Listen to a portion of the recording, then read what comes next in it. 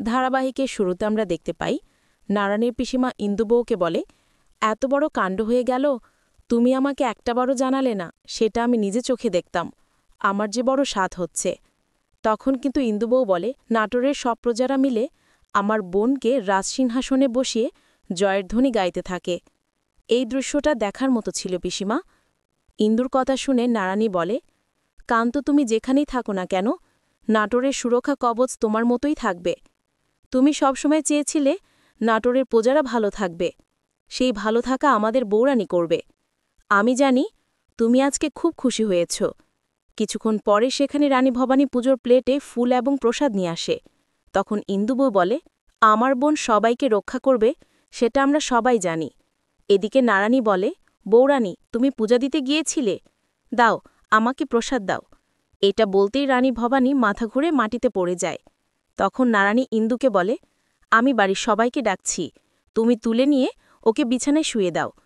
পরবর্তীতে নারায়ণী সবাইকে ডাকার জন্য চলে যায় এবং ইন্দু রানী ভবানীকে এনে বিছানায় শুয়ে দেয় এবং মুখে পানি ছিটাতে থাকে।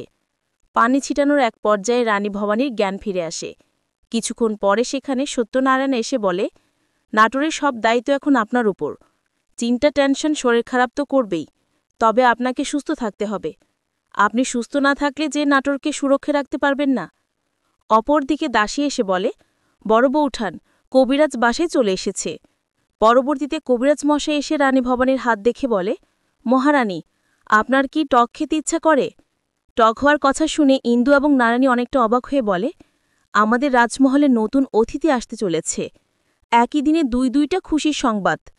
এদিকে রানী ভবানী কান্না করে আর রাজা রামকান্তের কথা ভাবতে থাকে। তখন নারায়ণী বলে, বৌরানী এত চিন্তা করো না, দেখবে সব কিছু ঠিক হয়ে যাবে। পরক্ষণে সত্যনারায়ণ কবিরাজ মশাইকে বলে, আর কি কোনো চিকিৎসা করা লাগবে? তখন কবিরাজ মশাই বলে, শুধু পুষ্টিকর খাবার খেতে হবে, যে আসতে চলেছে তার জন্য নিজেকে সুস্থ রাখতে হবে। মহারানীর শরীর অনেক অসুস্থ, তার রেস্ট নিতে হবে, চিন্তামুক্ত থাকতে হবে। এটা বলে কবিরাজ মশাই চলে যায়। অপরদিকে আমরা দেখতে পাই পর্দার আড়ালে দাঁড়িয়ে ফুল্লরা সব কথা শুনে ফেলে আর বলে, কথাটা গিয়ে এখনই বড় ঠাকুমাকে বলতে হবে। এটা বলে বড় ঠাকুমাকে বলার জন্য চলে যায়। পরের সিনে আমরা দেখতে পাই বিষ্ণুরাম, নিত্য এবং বড় পিসি ঠাকুমা একটা ঘরের মধ্যে। সেখানে বিষ্ণুরাম বলে, রঘুরাজা রানী ভবানীর এই প্রীতি আমার আর সহ্য হচ্ছে না। তখন নিত্য বলে, সেটা কি আজকে নতুন, নাকি সে প্রথম থেকেই তো এটা হয়ে আসছে? জানি না আমার বাচ্চাটা এখন কি অবস্থায় আছে। সব সময় আমার বাচ্চাটা অপেক্ষায় থাকে, কিন্তু আপনি কিছুই করতে পারছেন না। নিত্যর কথা ডেকে গিয়ে বিষ্ণুরাম ধমক দিয়ে বলে, যা বোঝো না তাই নিয়ে কথা বলো না, আমি আমার নিজের ছেলের জন্য গলা ফাটিয়ে চেষ্টা করে যাচ্ছি। কিছুক্ষণ পরে ফুলোরা এসে বলে, অনেক বড় কাণ্ড হয়ে গিয়েছে, ওই দত্ত নেওয়ার আমকান্ত মরে গিয়েও তার চিহ্ন রেখে গিয়েছে। ফুলোরার এমন কথা শুনে নিত্য ধমক দিয়ে বলে, এমন হেয়ালি না করে কি বলতে এসেছ সেটা বলো। তখন ফুলোরা বলে, রানী ভবানী ঘরে যা শুনেছে তা সমস্ত কথাটা খুলে বলে। তখন বিষ্ণুরাম বলে, রাজসিংহাসনে তরিয়ে বসবে, তার গায়ে কোনো কলঙ্কের ডাক থাকবে না, তাই তো বড় পিসি ঠাকুমা? তখন বড় পিসি ঠাকুমা বলে, হ্যাঁ, কিন্তু বাবা বিষ্ণুরাম, তুমি কি করতে চাইছ?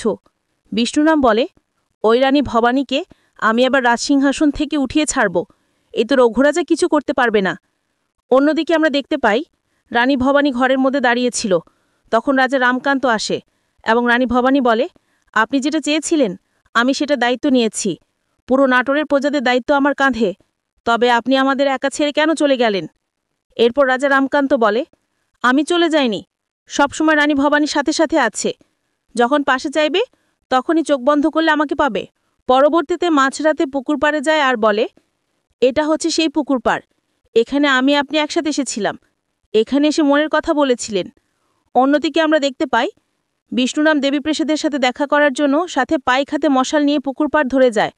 সেটা দেখেই রানী ভবানী বলে, এত রাতে রাজবাড়ি থেকে কে বেরিয়েছে, তাও হাতে মশাল নিয়ে? আগামী পর্বে আমরা দেখতে পাব বিষ্ণুরাম দেবীপ্রসাদের কাছে গিয়ে পৌঁছালে দেবীপ্রসাদ বলে, আমাকে আবার ভিঞ্জিদের সাথে যোগাযোগ করতে হবে, ভিঞ্জিরা কোথায় আছে সেটা আমি জানি, ভিঞ্জিদের সাথে আমাকে রাজমহল আক্রমণ করতে হবে।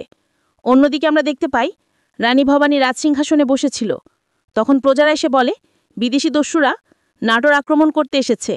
এ কথা শুনে রানী ভবানী বলে, ভিনদেশি দস্যুরা হয়তো ভুলে গিয়েছে, এবার আমি ওদের দেখিয়ে দেব নাটোর আক্রমণ করলে কি অবস্থা হয়।